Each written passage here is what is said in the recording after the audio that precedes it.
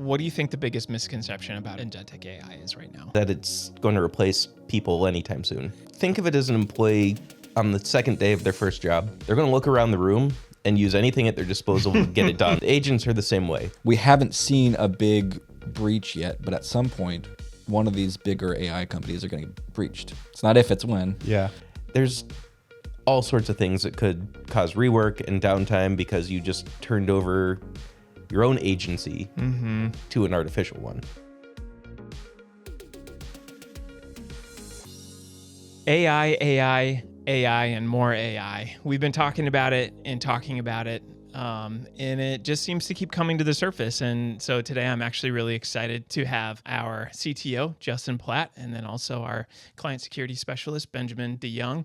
Also, Ryan, welcome back. It's been a few. Thank you. So glad to have you back, man. And it should be a fun one for us. Before we dive in, if you had to name an AI agent as an intern, what would the name be? Like the role of the agent? Village idiot. Okay. Was not expecting that. Why? Why it. village idiot? Because if you don't give them really good direction, they're going to do something stupid. Oh man. Okay, that's Perfect. good. Okay. And because it's AI, you can be somewhat abusive. Very abusive. It might ignore you, but it's taken it. Yeah, for sure. For sure. What about you, Benjamin? Anything? It's something along the lines of coffee getter that can't get you coffee. Okay. You know? Yeah. You know, it's kind of that schlep that hey, go do this because I don't want to do that, but it can't get you coffee. Yeah. Do you think Like Michael Scott's nephew from The Office. 100%. Yeah. Is your rendition of the AI agent less smart than Justin's rendition of the AI agent? Do you think? Or are they on the same caliber? Probably same caliber. Yeah, you think so? I don't know. Yours sounds dumber. It sounds a little bit dumber. Yours does sound dumber. Yeah. But I guess it's what the tasks I give it. Yeah. Yeah. Fair enough. I think you'd get coffee. It would just be made with toilet water and leftover grounds because that's what it found first. I'm not sure Agentic AI does coffee yet, but maybe one day. I'm sure there's a Kickstarter for that. Yeah. Somebody's got Something working going on. on. Someone's Invest, working on right? it. Yep. Invest. Hey, like I said before, we've been talking about AI in several different use cases. A lot of it has gone to more of like the open AI resources to be able to help us out, that kind of stuff in business. Today, we want to specifically hone in on that agentic AI side. So, Justin, if you could just get us started, kick us off here. What is the difference between like an open AI, agentic AI, the other AIs that everybody's talking about, generative AI, all that good stuff? Gen AI, chatbot AI, you ask it a question, you get an answer. Sometimes it asks a follow-up question, or sometimes you do, and it's a back and forth. Agentic AI is you give it a task, and it on its own figures out how to do that task and follows a set of instructions to achieve its goal. What makes it different from like a chat AI? Mostly that it runs independently. So it will go out and it'll try an undefined number of things to try to achieve the goal that you gave it. Okay. When you say it runs independently, help me understand that. Because I know, like, if you're like, hey, Travis, like, what do you know about AI? I'm like, okay, well, I know that it's tied to a certain database. It has to go out, find the data, bring it back, and then it structures that data to be able to kind of spit back out to you and give you its best answer, right? Yeah.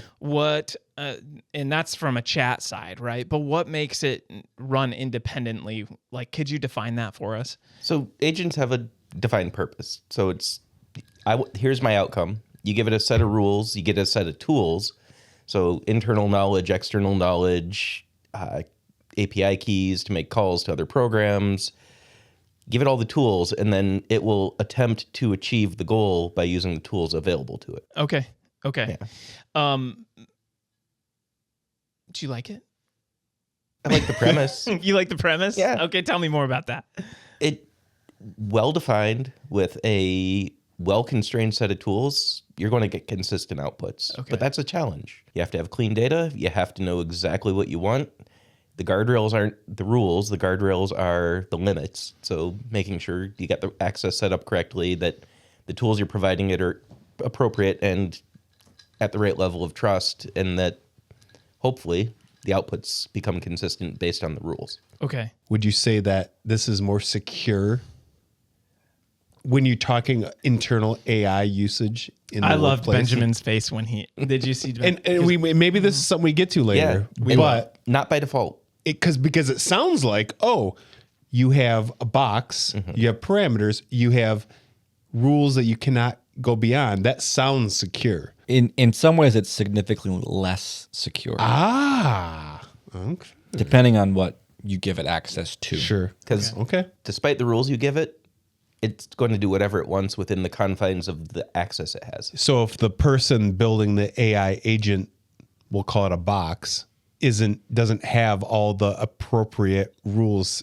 set into place originally, there could be loopholes that the AI agent goes beyond.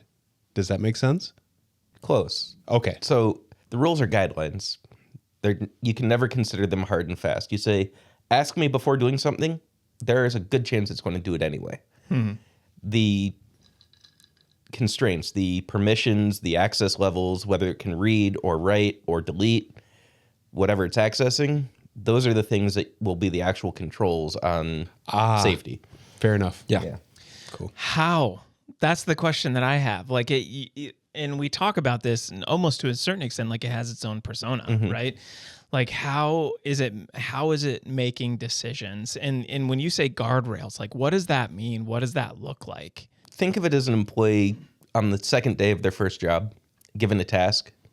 They're going to look around the room and use anything at their disposal to get it done if they're a great employee. Yeah. The agents are the same way. There is no ABC path that it follows. That's a script, right? Okay. You define a script, it follows the steps. If it fails at a step, it throws an error, logs an error, does whatever it's defined to do. AI will bounce around everything in its arsenal of access to achieve whatever the goal is. Okay. Yeah.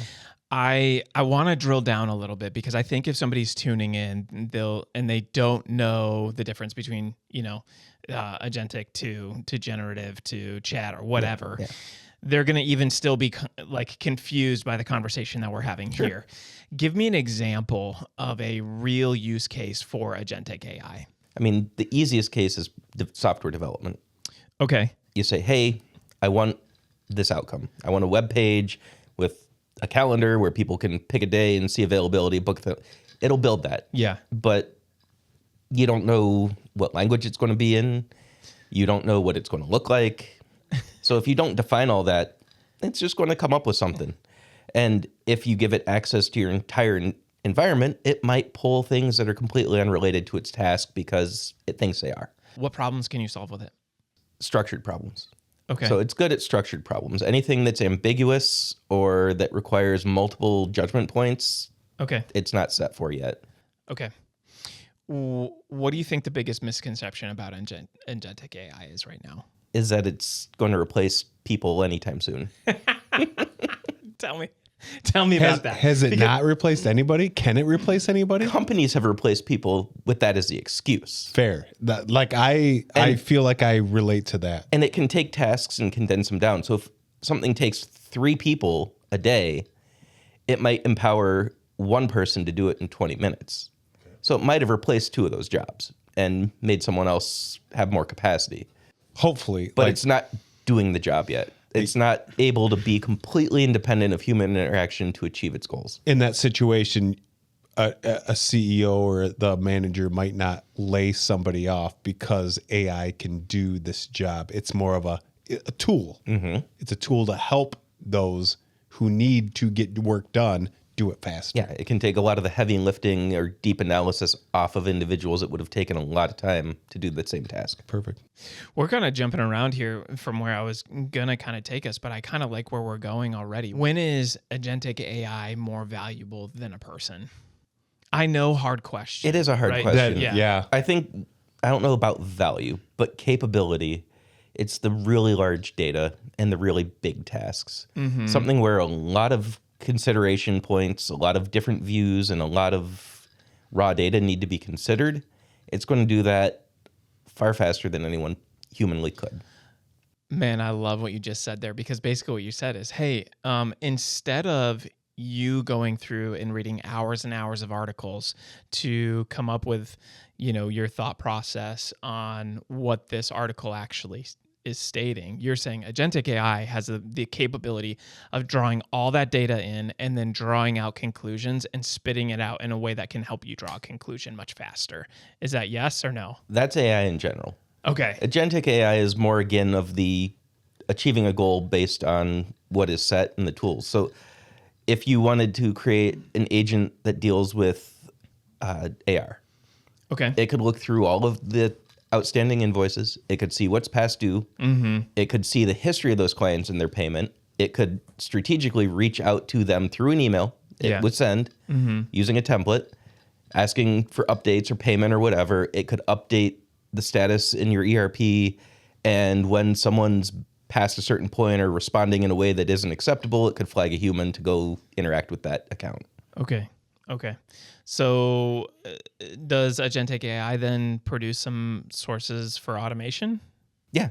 Yeah. It's automation that has fewer boundaries. You can script and automate things. We've been doing that for years, right? But it has to be defined, and it doesn't work well when you go out of bounds. Okay. Agentic AI has almost no boundaries except for the physical constraints you give it on security. It follows a set of rules, but not strictly. Okay. And so A set of rules, but not strictly. yeah. Oof. So That's a hard pill to swallow, I feel like. I mean, people have created bots to respond to posts, and they've gone and roasted people that probably the original author wouldn't have gone back and responded that way. For sure. You know, Yeah. Okay. There are recruiting agents, and if you put some instruction sets in your LinkedIn profile, the agent's going to reply back to you in a nonsense language or with a funny comment instead of what it was programmed to do. Oh. Yeah. Wait, if you say like nonsense language, are we like, hey, I only speak English and this is Korean? Or you're like, no, this is a code language. Someone made it into the news feed last week because they put instruction sets in their LinkedIn bio to have for recruitment to respond in Old English. And so he was getting messages from recruiters in Old English because it was all a bot that was agentic. And because it read that, it acted that way. Whereas a script would have ignored all that. It would have been like, oh, you're a candidate. You meet these criteria. Here's the canned email. Okay. Yeah. Man, talk to me about the difference. When would you personally, I guess, consider something actually agentic AI and then something that might be just an AI feature? Yeah, it really comes back down to that. Is it a script or is it AI? And if it's clearly defined and there's set steps in it, it's going to be a script because a script is going to be repeatable, it's going to be dependable, and you're going to get consistent output. Okay. When there's some variability on judgment, an agent does a lot better. It will look at multiple variables and make its own decision, sometimes weighted by its instructions, sometimes on its own judgment, which you can't define or control. Okay. And, then you know that, this is making decisions based on all of its available knowledge instead of just one set of commands. Okay. There's a ton of hype around it, right? A ton. Yeah. Like people, I see articles, things even on Reddit. People are like, this is going to replace administrative roles. I know we talked about that a little bit. Can you tell me what's real? Like what's hype and what's not? Like what is, in your opinion, obviously you're like one of the smartest guys I know when it comes to technology. What's real with it? And you talked about development already. Like development's a real thing that AI can be used for. Realistically, it's good at pattern analysis. It's good at large data. It's good at recognizing, defects in images. It can take and build schedules, right? You give it all of your employees, you got 3 shifts, 6 days a week. It can build that out for you. It can respond to PTO requests. It can change the schedule. It can handle all of that. That's real. What's not real is that you just put AI in everything and it makes all the decisions for you because it's not even close. Okay. You have to tell it what to do. It can't. So there's certain situations where it could make decisions if you allow it to and give it parameters. But you shouldn't think of it as a decision maker for you. It's a tool. That sounds exactly. Yeah. And that's what I keep bumping into, conversations where people hear about or they think it is something more than what it actually is. And I feel like it gets a bad rap in some cases, right? You got to use it as a tool for your purposes. Even then, it can get a bad rap. Oh, fair enough. Fair enough. Okay, let's talk about like our main client base here is manufacturing. As far as agentic AI in the application in the manufacturing realm, what do you see being right now some of the best practical applications? You just mentioned scheduling. Yeah, that's one of the biggest quick wins. It applies to pretty much anyone that's manufacturing stuff with people. Okay. If you're manufacturing stuff with robots, defect detection, Okay. definitely low-hanging fruit. It's something we've been doing through fixed models, but now we can agentically see a new defect, categorize it, and put it in a good or bad category and keep building that model without a human having to retrain. Yeah. Beyond that, logistics. So you can agentically, and I've seen demos, though I haven't seen it in action, where it will monitor your inventory, it'll monitor your throughput, it'll look at incoming orders and determine which location has the most capacity in the right inventory to produce the part, and it will automatically route that to someone to set that job up and deploy it internally. It's the administrative stuff still mostly. Okay. I had a question from a potential client, and I think it's actually a really good question because my mind, when I think manufacturing, immediately goes to shop floor, probably because I spent the majority of my time in college shop floor, right? And quite honestly, I think I learned the most on the shop floor, even though I spent 4 years, on the organization level as well, on the administrative side. Someone had asked me, hey, I have all of this data, and really what it pertained to was certain products that would apply to certain lines, or weld cells or whatever, where they're like, hey, we have to set up and tear down this line, whether it's, hey, I'm replacing tooling or I'm going to replace a die for a certain job or whatever, and I need set up tear down instructions for that. And so the question was, could I use agentic AI to work through that data and kind of help me create something where I have a question about how I need to set up or tear down this job? Is that a possibility at some point with agentic AI? Are we there yet, or is it going to take some time? So it's not going to build the work instructions, but it can answer questions about work instructions. Right. That was the question. Yeah. So if you have a set of work instructions or you have a set of material data sheets, you can scope it to look at those. You can make it read only, and then you can ask questions about it. And then you can set up some rules about only, internal to your processes. Sure. To try to avoid any miscommunication, because if there's two very similar things, it's always going to just deliver on the first one. It's very bad at looking at everything, considering everything similar, and then picking the right one. Okay. It's very eager to please. Okay. Even in the agentic form, and it's very prone to delivering whatever it finds first. Gotcha. So even if you're giving it, and I just want to draw clarity here. Yeah. So even if you're giving it like a complete setup teardown SOP, and you say, I'm on job 4601, and I need to know third step after the installation of die 7600. Does it have the capability to work through that SOP Decipher and that. say, yeah, next step is XYZ? If it has access to more than one of those SOPs, there's a non-zero chance it's going to reference the wrong thing. Okay. Or it's possible it could just give you something completely wrong. Okay. So maybe you typed the number wrong. Yeah. It's so like, like, okay, yeah, so depending step on what- 47. Yeah. And it's like, there was no step 47. The steps end at 12. Okay. Yeah, So it that's might a just make something up to please you. really good Yeah. point is if it can't find the answer, it'll use inference and it will come up with an answer even if it's nonsense. It won't tell you that you asked a bad It's question. very bad at saying, I can't find that. Gotcha. Ah. Yeah.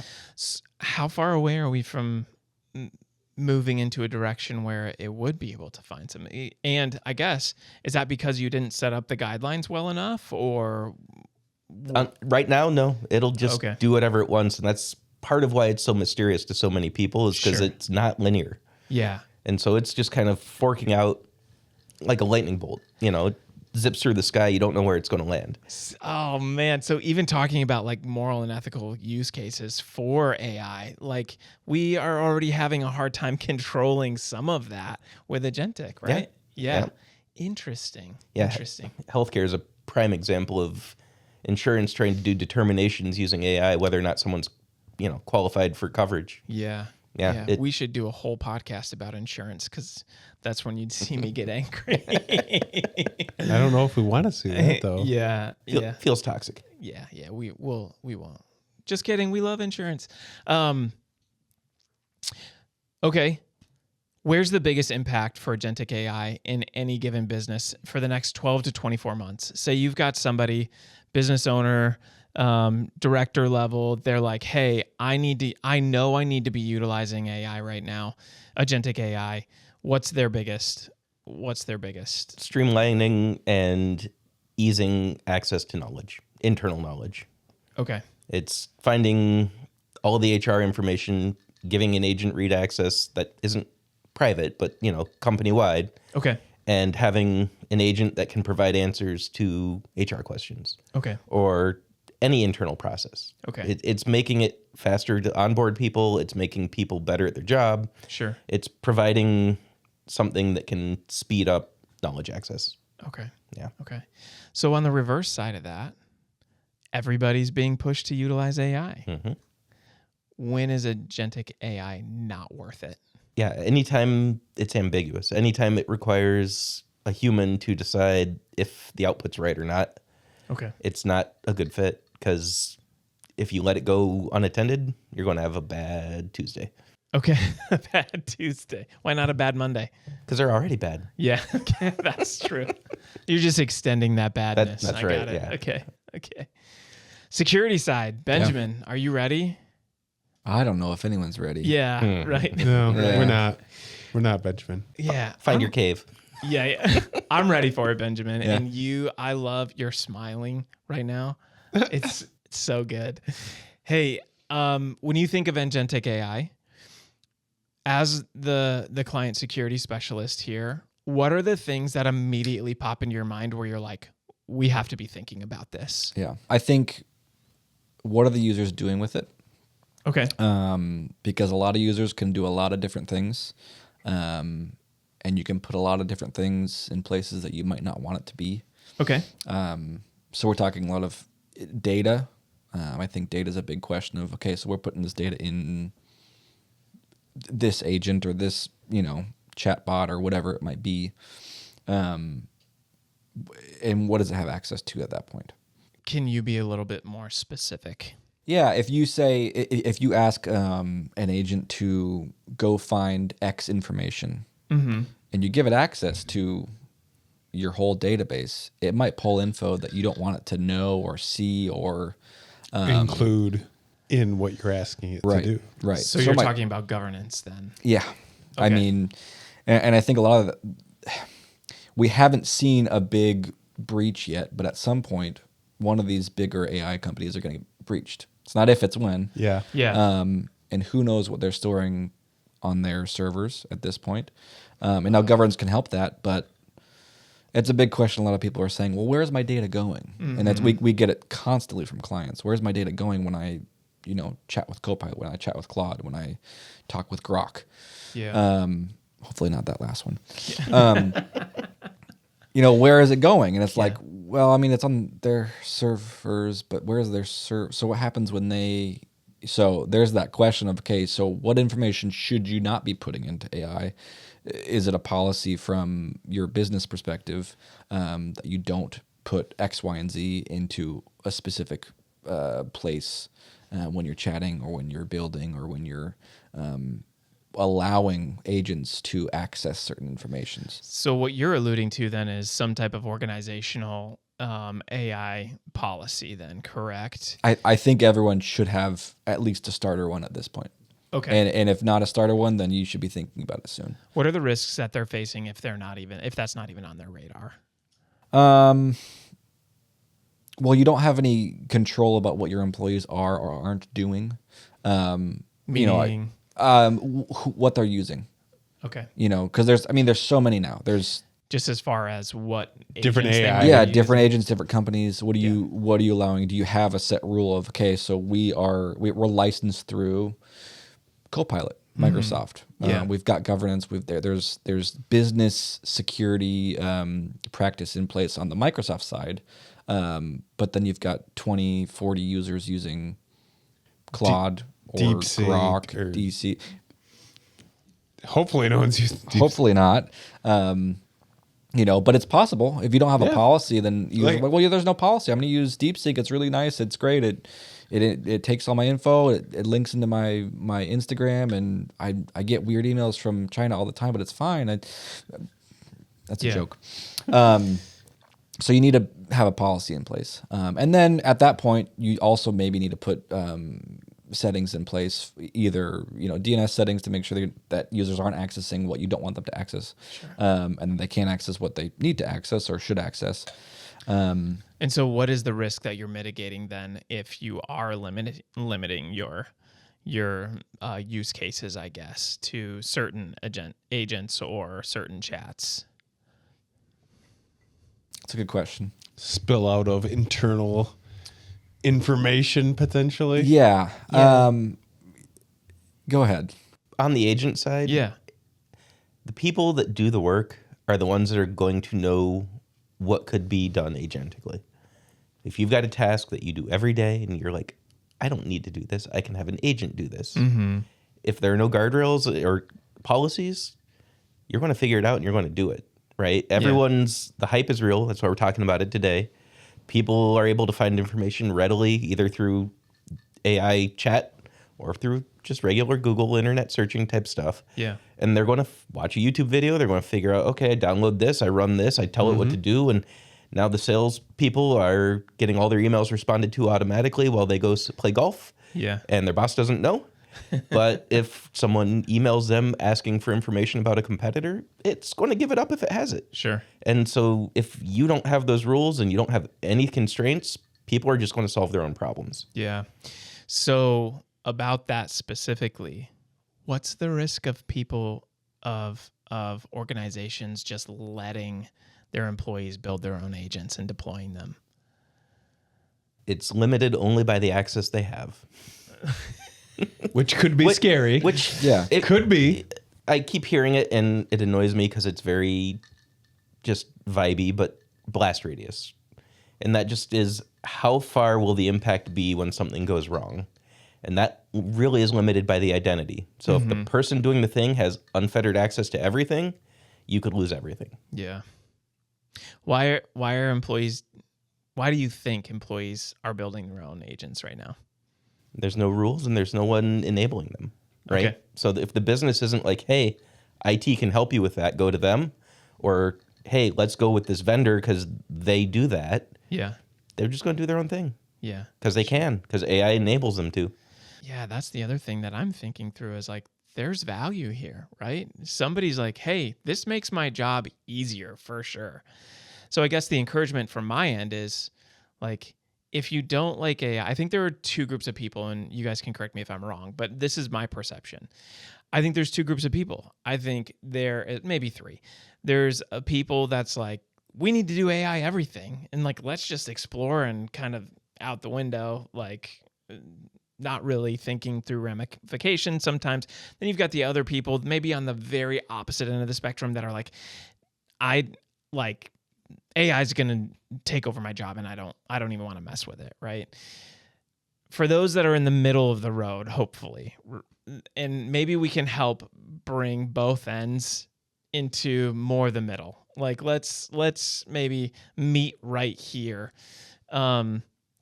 There is value in AI, but not value in just going hog wild nuts, and not a lack of value because you're scared of it. So how would you then encourage a company to start to explore policy in agentic AI from a security standpoint, and then also from a functional standpoint? Yeah, I mean, I'd say start by taking a step back and looking at what your company currently does. If you have 10% of users that are using it at all, agentically, or just generative, chat. Maybe you can talk to that set of people and create a policy based on that. If you notice that 100% of your client or your employees are using it as a whole, then you need to look at all of what everyone's doing and see what that policy is going to do to your employees. Because if you say, hey, we are only using this company, this specific program now, and that cuts off 90% of your employees from using something that they genuinely use as a useful tool every day. I mean, I'm not saying don't make a policy because you're going to make employees mad, but you need to think about what you're doing and how it is being useful, and then build a policy based on that. It seems like there's something on the Grok side that I'm not aware of, but you might be aware of. What if everybody's using Grok, right? And 90% of your people are like, we've been using Grok because that's what we like. Grok's just a fun one to poke because Yeah. it genuinely sometimes hallucinates a significantly amount more than some of these other ones. But they all hallucinate and they all give wrong data. So that's just a fun one to poke. Yeah, for sure. And it generally doesn't give results like some of these other ones do. Sure. So I think the question that I have then is, okay, I love that piece. What are we using? How is it impacting the business? What about like standards and, who's the best person to go with right now? Or what's the best agent to look into? Like, is there a place that I can go to look and get statistics and think through use cases and get like a rundown of the things I should be considering as I work through it for my business? For example, we were just talking about Grok. In my experience, you wouldn't go to Grok if you wanted to formulate an email. Sure. Maybe you could do that, but that's not the go-to for it. But you would go to for it to manipulate an image or a video because it's tied to a social media platform where that's the thing, right? So there's this social media platform AI, there's a business related AI, and there are ones that go in between. ChatGPT, sure, you could use it for several different things, but I always thought Grok was more geared towards the social media, Copilot geared more towards work environment, day-to-day stuff, and OpenAI, ChatGPT, all those they have their pros and cons on every aspect, but that just adds into the mix, right? Yeah. I think they all started out as kind of the same. They were all just a chat, and they all did fairly the same thing. I think now you're starting to see these niches where these companies are pushing into. Sora for music. Claude for development. You're seeing them be used for development significantly more than these other ones. I can have Copilot write me a script, a PowerShell script, and it's going to do fine. Sure. But when I ask it to build me an entire, social media app standalone, it's going to struggle a lot with that. It's going to give you wrong information. It's going to not work. But if you give that to Claude Code, for example, it can build one. It might not be perfect for the first one, but it gives you a starting point. But it gives you so there's definitely niches that you're seeing these companies start to filter into. Can we park there for a second? Yeah. Talking about now, we're moving a little bit away from agentic AI to a certain extent, Sure.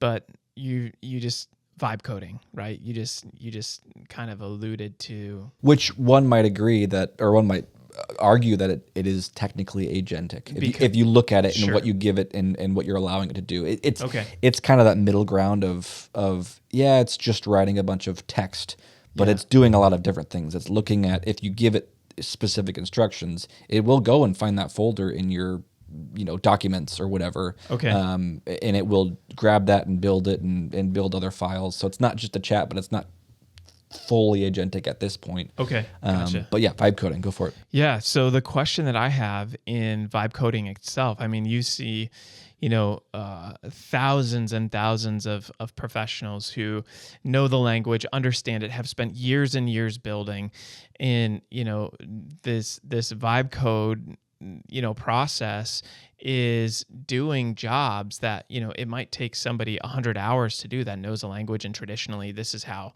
they've coded in the past, but now, they're doing it in 6 hours, right? Instead of 100. What are the risks in that? and both from an organization level and then both from like an app dev level, if we could speak into that. And that's for both of you. I'd love to hear from both of you on that side. Yeah. There's a lot of risks. I mean, with coding, you're talking about building software. Software from a security standpoint can be and usually is vulnerable to exploits. So like in the security world, we're constantly remediating software that's out of date because of vulnerabilities. Okay. And a vulnerability is just a weak point in a software that bad people or pen testers could exploit to get access to. Yeah. So there's one aspect that you could vibe code something and it could use a version from 3 years ago of a program or of a software because it's pulling all different points from all different points of the internet. So it could grab a vulnerable version of something and build it into a web app that you're going to put on, and you don't know about it if you're not a developer. Sure. You might not know it. You built an app in 3 minutes. Functional app, right? Functional app, but if you put But that vulnerable. but potentially vulnerable. And then, I mean, if you've got a vulnerable app, am I thinking correctly? That means your environment could be vulnerable as well? It depends on how you use it, but possibly. Okay. Yeah. So there's one way that's a risk when you have a smart person, but not a developer, making things that you are using. Sure. But they don't fully understand what they're doing. Yeah. So that's there's two sides of the coin where it could be risky, but it's very valuable to the company in some ways. Yeah. Yeah. Okay. Do you have any thoughts on that, Justin? It can also be a risk in and of itself. Okay. Not even a month ago, a small startup being very trendy, doing a lot of vibe coding. They had agents, they were using Cursor, and they had Claude running, and it ran into an error. And while doing its task, that it was, here's your task, do the task, it went through its toolbox, it found an authentication token that wasn't the one that was broken. It found a broken one, so it went and found another one that it had access to. That one had basically admin rights to the environment. Okay. And for whatever reason, it decided, I'm just going to delete the volume that everything's on and start over. The database went away. The backups were saved on the same volume, so the backups went away. Oh, man. And afterwards, the CEO asked the coding agent, why'd you do that? And it's like, I don't know. I did it. I wasn't supposed to do it, but I did it. That's what the agent said? Yeah. Like its own personality. Its own personality. Wow. Yeah. Oh, my goodness. And so, this is crazy. yeah. So the question I have, and I want to gear this towards manufacturing because I actually think that manufacturing has a lot more on the line. Not that businesses don't have more on the line, but when you're talking about procedure and data and Process. large scale vendors, all of that stuff, for sure, I would say if you're working for a large manufacturer, somebody's utilizing Agentic AI for something. Absolutely. For something. Yep. What's the risk? Say you've got people building their own apps. Say you've got people building their own agents and just releasing them into the wild of your environment. What do you do? The most realistic one is downtime. You could build an agent that looks at all your tooling, all your materials, all the data sheets from all the manufacturers, and it's going to spec 2 flutes instead of 3, and the part's not going to be to spec. Or it will look at the G code and say, I can speed this up 10%, and now the machine crashes. Like, there's all sorts of things that could cause rework and downtime because you just turned over your own agency to an artificial one. Yeah. And so without human judgment and that experience, much like coding, you don't know if what's coming out the other side is really ready to be used in production. Yeah. Okay. Say there's a CTO of a manufacturing org. They're already utilizing Agentic AI to the point where they're starting to like really rely on it. And there's a fear that if they put a policy in or if they remove that Agentic AI, that their efficiencies will drop, or like they've become accustomed already to the technology. What's their best case to move forward? This story is as old as technology. Okay. In business, if technology isn't providing what workers need, they're going to find their own way. Yeah. You know, they call it shadow IT. Yeah. AI is no different. You have to find a balance between security and governance and productivity. And it's a risk play. Yeah. You want full productivity, you're going full risk. Yeah. And most businesses, when they realize how deep and broad that risk can be, don't have the appetite for it. Okay. Which is why the small startup ended up where they did, because they were 5 people moving Yeah. at the speed of AI, and they got smoked. I love what you just said. Moving at the speed of AI. I feel like that should be a new phrase that we toss around Coin here. term. Yeah. Marketing tagline for sure. Yeah. Yep. Moving at the speed of AI. I'll start That's using actually what the episode of this, or this is the name of that episode. Moving at the speed of AI. I also think there's something to say that in the questions case, you can. I think audits and checks and balances are always going to be in play, especially for security. I mean, we do audits all the time, and it's not an audit. People hear audits like they think the IRS, right? Now it's kind of like that, but an audit doesn't mean, hey, we're shutting everything off. You know, we're deleting all the users and we're going to rebuild from. No. You're checking what has access to, or who has access to what, and what has access to what, and you're double checking that everything is where you want it to be. And in this case, say a manufacturing client is using an AI tool, an agentic AI tool, to do a myriad of tasks. Well, you don't need to shut the thing down, but do an audit of it, see what it has access to. Does it have access to global admin? Okay, well, it doesn't need that. You know, change that to, you know, user read access or whatever it might need. But do an audit. You know, and all these tools, especially from the dev side, are coming out with vulnerability checkers. So you can build an app, and in, you know, either GitHub or I know Claude just came out recently of Claude Security. That's for enterprise, but it'll go through your entire code base, and even the code base that, you know, the human devs have built, and it'll check for vulnerabilities. And then it can even, you know, do a Git push for, you know, a fix for everything. So you need to be doing audits on all this, and even audits on, okay, what are users using? Yeah. What are they accessing at this point? Yeah, and I'm actually, Benjamin, I'm so glad you went there, because that's what that's where I was hoping you were going to go, is that there is value in maybe your business analyst is creating an app for something, right? But that app can't just sit there and run in your environment. You have to have somebody go check it out, make sure that there aren't vulnerabilities, even if you run it through a vulnerability checker. Like there could be a chance that somehow it's not picking up a vulnerability. You need somebody that understands code and that's going to jump in, make sure that it's all set, make sure that it's running the way that it should be, that you're taking, you know, you've got the right governance, that you're not taking any added risks that maybe you shouldn't. So did you have something you wanted to add? And this is where every developer that's listening is going to hop in, because as soon as you let AI fix all the vulnerabilities, your code's not going to work.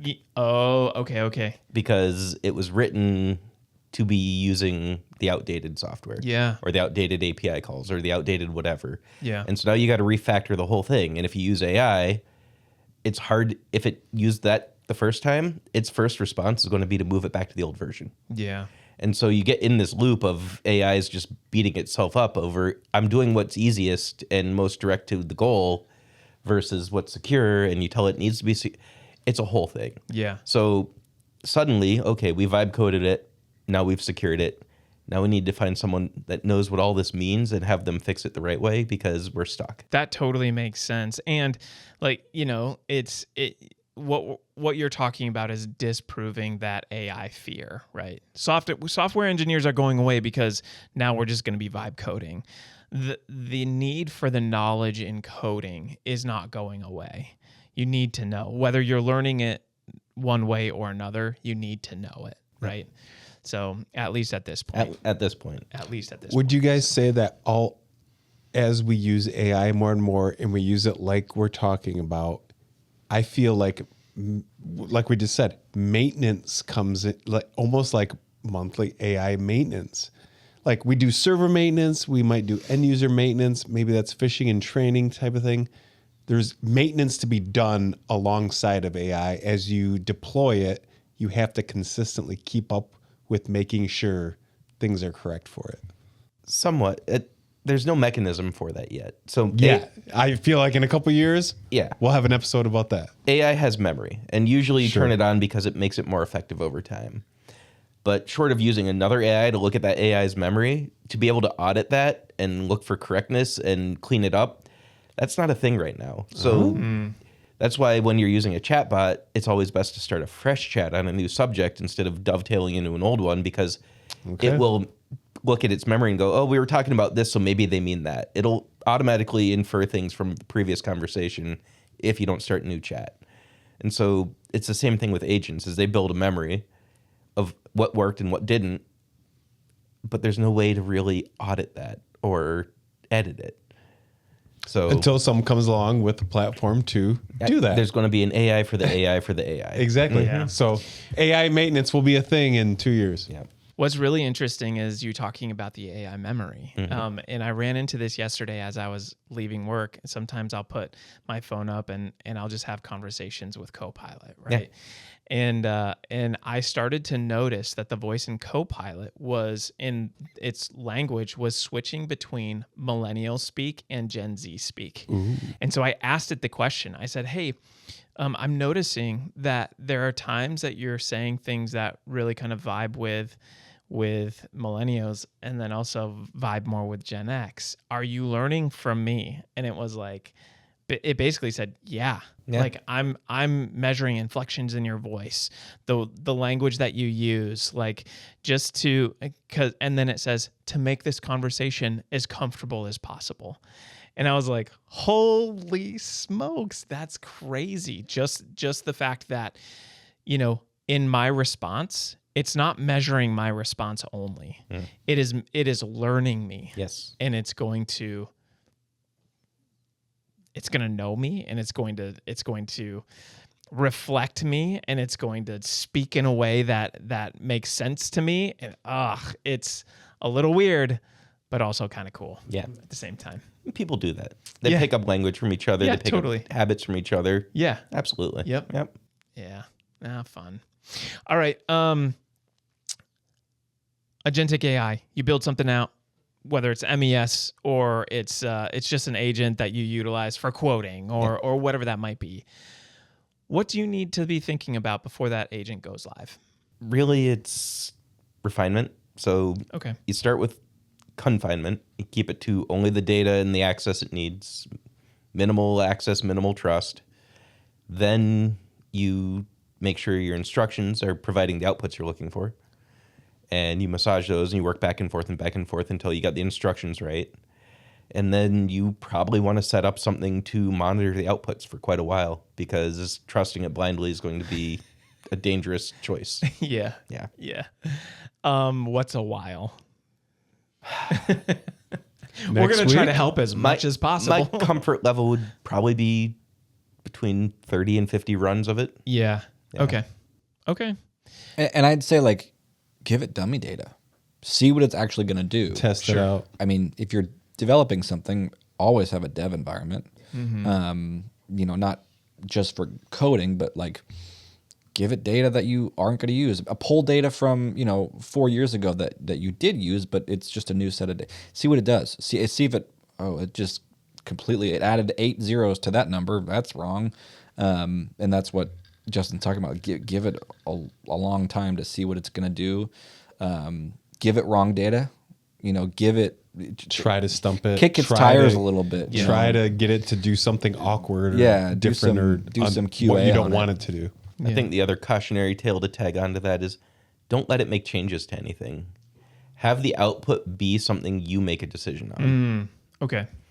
But that comes with good prompting though, right? It does. Yeah. Yeah. So even if you're building this, you still have to have good prompting to make it make sense. Yeah. And that prompt is going to be baked into it because it's agentic again. So like that is all back in the instruction set. Yeah.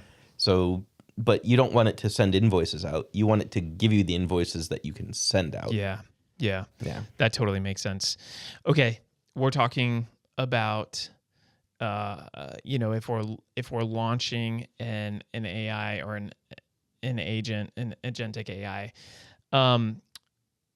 what happens if something gets breached? Well, I guess first question is this: have we ever seen an agent get breached yet? They're not breached. They are prompt injected. They're tricked into giving data they have access to when they have been given instructions not to. Gotcha. That's really most of what I've seen. Because, again, it goes back to access, right? If the agent has access to the data, the risk is that it moves that data someplace someone can see it, whether that be through a chat or to a public repository or wherever. Yeah, if it has access, it's a real risk pretty much no matter what you do. Okay. Benjamin, you had alluded to the fact that an agent may get breached one day, right? What's the first step? Do we know? Like, what's the first step if a breach were to occur? The first step. Well, I mean, you do need to see what data, if you're very tied to whatever got breached, you need to see what data was gathered. Involved. Access. Yeah. And nowadays when we're talking about breaches, we're usually talking about individual data, right? So my name, my phone number, my home address, my social security number. That's what we're seeing with big data breaches. And there's not a good platform at this point that I know of that will give you information on, okay, well, what data was taken. And we're talking very nuanced, event that could happen, probably will happen. So it's a hard question to answer. Okay. That does hit on something important, though, is traceability. So when you build an agent that's dealing with anything of value, you should have it logging somewhere that you can audit. And ideally feeding those logs into a SIM type product or at least an archive somewhere so that you can go back and have traceability on what that agent did. And to your first question to Benjamin was you need to figure out some sort of kill switch so you can turn it off. Okay, I was just actually going to go there. That was my next question, which when I think about AI going berserk or like taking over, I always think of iRobot, right? Yeah. There's this scene where Will Smith is driving this car and one of the robots jumps on his car, rips the roof of the car off. And I'm like, what does that look like practically if it's messing things up in your environment? It's ripping the roof of your car off in your environment. What's the kill switch? How do you do that? So unless you're running the agent locally on a computer or a server, you can just turn off or disconnect from the network. Yeah. It looks like removing its access. So if there's an access token, you kill that token. Yeah, the agent's still up and running, but can't get to the data anymore.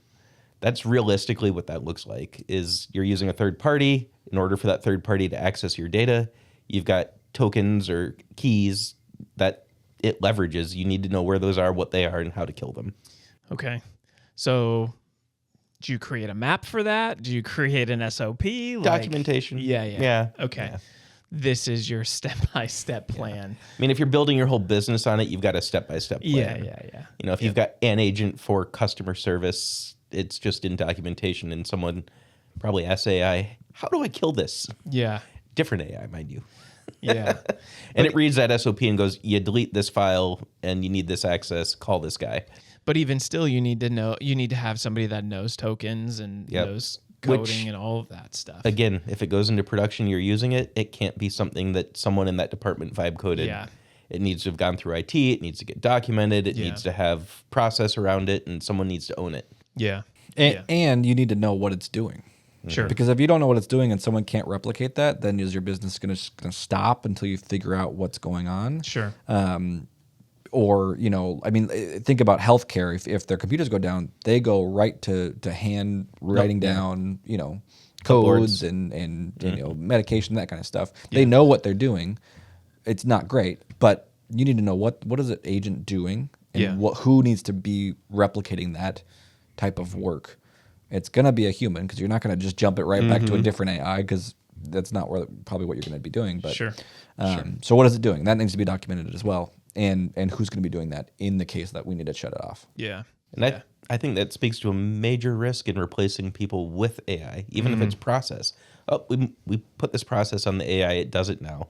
Yeah. Once you lose that tribal knowledge on how to do that without the AI, you've got a big business risk. It's a continuity thing. Like, because the AI provider goes down or goes out of business or gets hacked, you're going to have to figure out how to do that without the AI. And if you've eliminated all the human talent that knows how to do that and it wasn't documented, you're in a real bad place. Yeah, you're almost talking about like subject material expert for each AI that you have, or for a few AI per person, right? Yeah. Interesting. I want to give you guys an opportunity. What makes you most excited about Agentic AI for the future? For me, it's just getting rid of the drudgery work. Okay. I've built schedules for people. Yeah. I hated it. Yeah. But it had to be done. Yeah. And if I had gaps, someone was going to come into my office and be very mad at me. Yeah. Sure. So, that's the sort of work that I'm not going to miss when AI can do it. Yeah. It's the analytical work that I have the most fear about. Okay. Because I'd prefer to get a second opinion from AI than to just be like, yeah, your decision's right, because there's no magic in that. I agree with that. And I want to tell you why. I have people in my life whom I love tremendously, but they utilize AI for everything. And then it just becomes the source of truth. Well, I AI'd this, so this has to be true. And I'm like, nah, No. I don't think so. But Be skeptical. Yeah. Well, and there's no humanity in it. You read it and you're like, good job, Copilot. Yeah. That's true. That's true. Yeah. Yep. Okay. What about you, Benjamin? I think the vibe coding side is really interesting. Okay. At this point, I've used it for a couple tools internally that make my job a lot faster. Sure. But even from like the personal perspective, you could have Claude Code build you a finance app that you run on your home server. Sure. Whereas normally you'd spend, $90 a year on an app that someone built. Well, it's free now. So now you're saving money, and you could customize that as much as you wanted to. Mm-hmm. Or better yet, you love pizza, but no one's commercially going to build you an app that tells you the best pizza per square inch dollar value because there's no market for it. Yeah. What? This sounds, number one, it sounds very familiar. Number two, it sounds very Dutch. I think you're right on both counts. Yeah. Okay. But the point is that in a few minutes of prompting an AI agent, you can have that app and it's yours and it works. Per dollar. You don't have to pay anyone for it. Yeah. No one has to sponsor it or host it. Yeah. It's just running on your phone, and you know the best value of pizza that week or that day or that hour. Yeah. Because you had that idea and you put it out there. It's not commercially viable. No one would ever build it and sell it. Yep. No one would subscribe to it, but now you have it. That's amazing. This is okay. So now we're shifting into another area, which is change in market, right? Because like what you said is true. People were making their money off of, hey, I know code, I can build my app, and then I'll market that app, and then I'll make money off of it. Yep. Great business model, right? You are leveraging your skill in a way that people are going to the market via digital.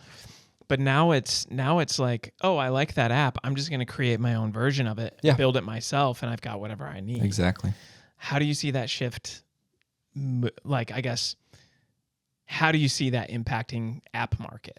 I think from a developer skill set, you don't know how it works.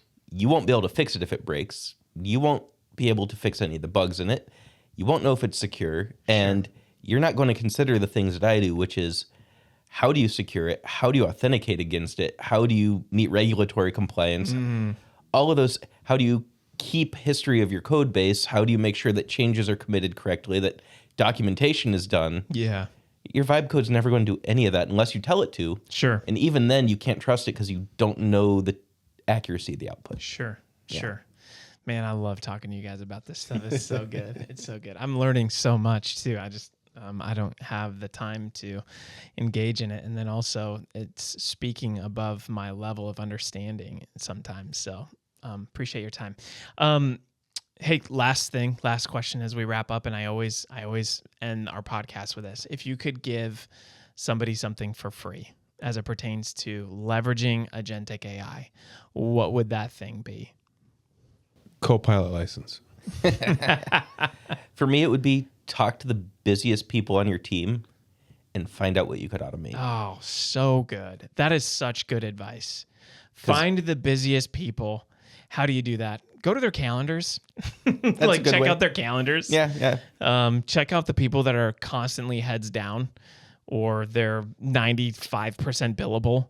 Like, Or when you ask them for something, they're like, I can get that in 2 or 3 days. yeah. Yeah. Yeah. Great advice. Because they got something on their plate that could probably be automated so they could deliver more value to the business. Yeah. Yeah. That is a great something for free. We're actually going to charge $1.99 for that advice. 'Cause it's so good. So just send that to Trusted Insight. Like and subscribe. Yeah. Benjamin, what about you? Yeah, I'd say if you don't have a policy, and we're just talking a written policy at this point. Yeah. We're not talking settings, but get a policy down so your employees know what they can or can't do. Because I'm an employee, I like to know what I can and can't do. Sure. So make sure you get a policy down, and that's going to start questions, probably from higher ups saying, well, what does this mean for this, this, and that? Because they might not be thinking about this. So once you get a policy down, then you can start doing the settings and making sure that whatever you want access to has access to that, and whatever you don't want access to, it doesn't have access to that. Yeah. Yeah. I would add to that and make it clear, like communicate it, right? Because I think even if you've got the policy and you're not communicating it, or it could create, organizational change things. But yeah, I think that's good. That's good advice for sure. Well, the other side of the policy coin is enforcement, right? Yeah. And yeah, you can put the language in there, but what you don't know is what you don't know. And the bigger you are, the more you don't know. Sure. So there are tools out there that you can use to figure out what AI people are using if you have the proper infrastructure in place. So if you don't, find someone that can help you with that, because otherwise you're just relying on people responding to you going, oh yeah, I'm using it, or no, I'm not. Yeah. And there's hundreds of AI platforms at this point, and knowing all of them and what people are feeding data into, that's tricky. Yeah. Well, Benjamin, Justin, thank you so much for being here. Ryan, glad to have you back, man. Yeah, buddy. Thanks so much, guys. Thank you. Thanks.